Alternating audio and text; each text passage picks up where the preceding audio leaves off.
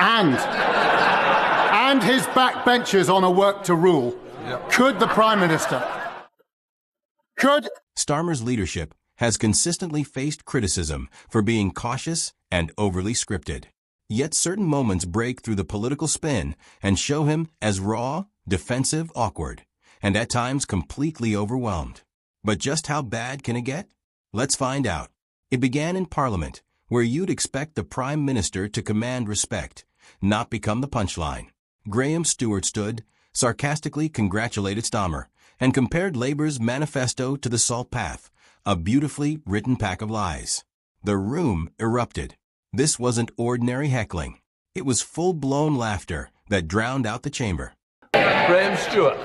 Thank you, Mr. Speaker. Could I begin by warmly congratulating the Prime Minister on his first year in office, acknowledge that the Labour manifesto was beautifully written, deeply moving, and like that other great blockbuster of hope and redemption, The Salt Path, a total pack of lies. With joblessness, inflation, and debt ballooning, his personal ratings collapsing, and his backbenchers on a work to rule, could the Prime Minister...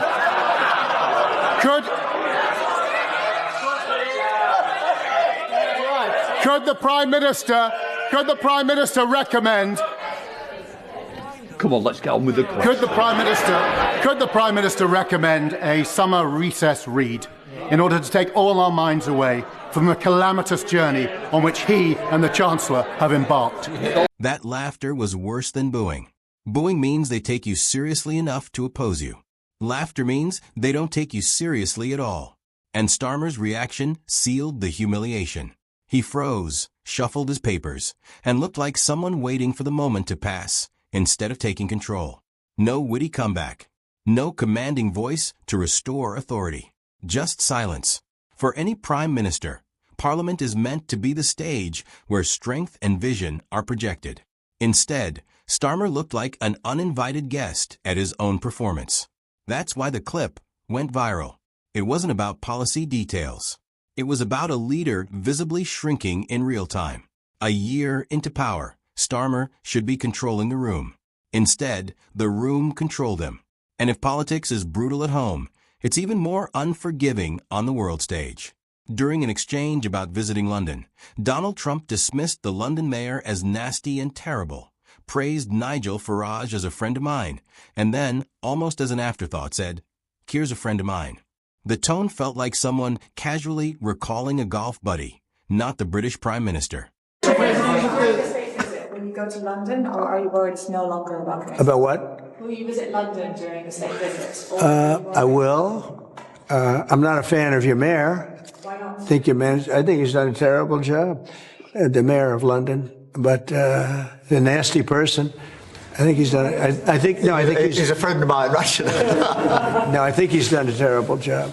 But I would certainly visit London. Yeah. So MP Nigel Farage has asked Parliament's being recalled when you're there. Well, I like Nigel. I mean, Nigel, as you know, is a friend of mine. Nigel's done very well. He's a friend of mine. And Keir's a friend. Starmer's response was revealing. He tried to change the subject, but his body language showed clear discomfort. Eyes down, posture stiff, and that familiar nervous, half-smile politicians where when they know the optics are bad. Trump, whether you love him or hate him, knows how to dominate a room. Starmer, in that moment, looked like a side character. It wasn't about Trump being Trump. It was about how easily Starmer faded. A stronger leader would have pushed back, defended London's mayor, or at least reasserted Britain's standing. Instead, Starmer appeared to be hoping the conversation would simply move on. On social media, the clip became less about Trump's insult and more about Starmer's inability to handle it. In politics, perception is everything, and this moment made him look like someone who gets brushed aside by louder personalities. It left viewers asking, if he can't handle Trump in an interview, how will he handle tougher global crises? It's not always someone else humiliating Starmer. Sometimes he undermines his own credibility. When asked whether he would ever use private health care if a family member faced a long NHS wait, Starmer said, "No, never." On paper, it sounded principled, like a prime minister committed to public health care. But to the public, it came across as ideological and detached from reality. He later denied ever saying it, insisting he had never made that claim. You have said that you would rather a family member die in the NHS than have them treated privately.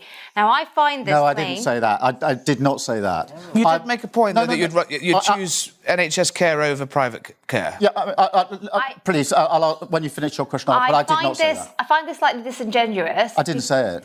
Okay. Well, you said you would rather the NHS than private, and I feel like that's disingenuous because, A, you have talked about leaning into the private sector to bring down the waiting list, and B, if you're so committed to the NHS as it is, how can you be the man to bring radical reform to it? Well, I think as we discussed last time, as you know, my wife works in the NHS. She's in one of the big London hospitals, so this is a constant discussion between us. My mum was a nurse. Starmer looked like he would choose political points over anything else. That awkward exchange didn't just spark debate. It cemented an image of him as robotic and disconnected from the emotional realities voters face. Before we go any further, let us ask, are you enjoying the video? If so, please like and share it, and subscribe to our channel for more exclusive content on the major changes unfolding in British politics. Now let's continue. Then came the killer blow from Kemi Badenoch, one of Parliament's most confident debaters.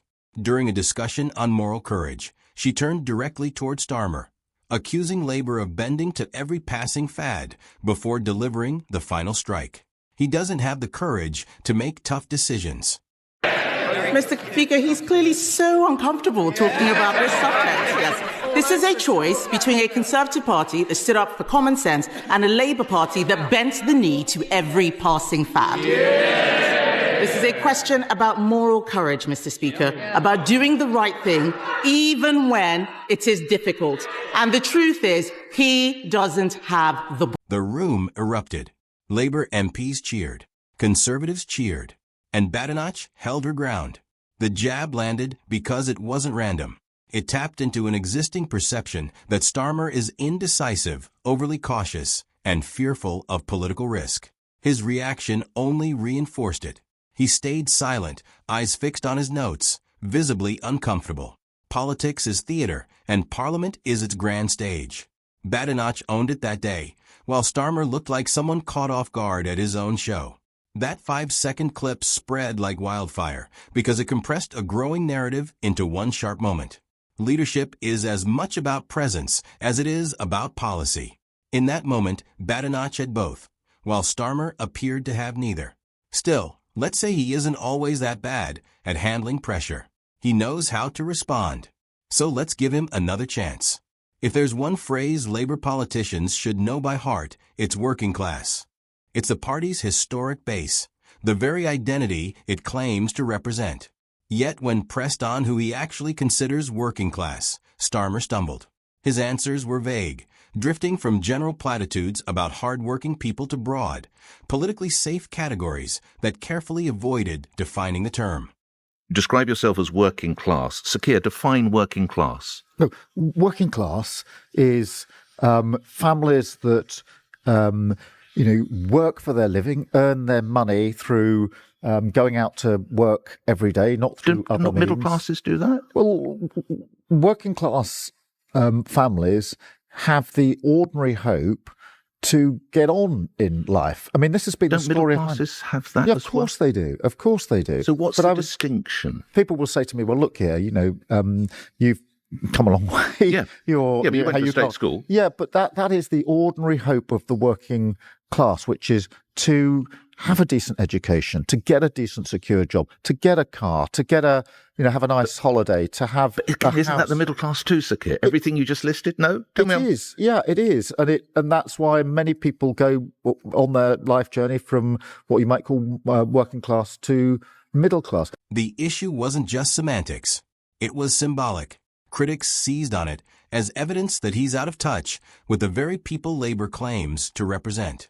If a Labour leader can't clearly explain who they're fighting for, What does that say about their vision? Commentators argued that Starmer's hesitation made him seem calculating, like someone carefully shaping an answer to avoid upsetting any group. It felt politically convenient rather than authentic. Social media quickly lit up with reactions, some mocking him for needing a dictionary, others accusing him of losing Labour soul. For voters already doubtful about his connection to ordinary people, the moment was damaging. Instead of projecting confidence and clarity, Starmer projected uncertainty over something his predecessors could answer instantly. It wasn't just a bad look. It exposed a crack in Labour's identity under his leadership. Do moments like these prove Starmer is out of touch with ordinary people? Is he becoming more of a political punchline than a leader? Let us know in the comments. Can he recover from humiliations like these, or is the damage already done?